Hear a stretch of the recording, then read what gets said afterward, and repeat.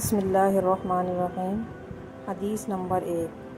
حضرت ابو ہریرہ رضی اللہ عنہ بیان کرتے ہیں، رسول اللہ صلی اللہ علیہ وسلم نے فرمایا، مجھے بتاؤ، اگر تم میں سے کسی شخص کے گھر کے سامنے نہر ہو اور وہ ہر روز اس میں 5 مرتبہ غسل کرتا ہو تو کیا اس کے جسم پر کوئی میل باقی رہ جائے گی؟ صحابہ نے عرض کیا، اس کے جسم پر کوئی میل باقی نہیں رہے گی۔ آپ صلی اللہ علیہ وسلم نے فرمایا، یہی 5 نمازوں کی مثال ہے، اللہ ان کے ذریعے خطائیں مٹا دیتا ہے۔ حدیث نمبر 2۔ حضرت جابر رضی اللہ عنہ بیان کرتے ہیں، رسول اللہ صلی اللہ علیہ وسلم نے فرمایا، جنت کی چابی نماز ہے اور نماز کی چابی طہارت وضو ہے۔ حدیث نمبر 3۔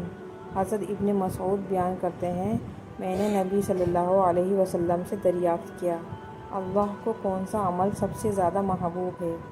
آپ صلی اللہ علیہ وسلم نے فرمایا، وقت پر نماز ادا کرنا۔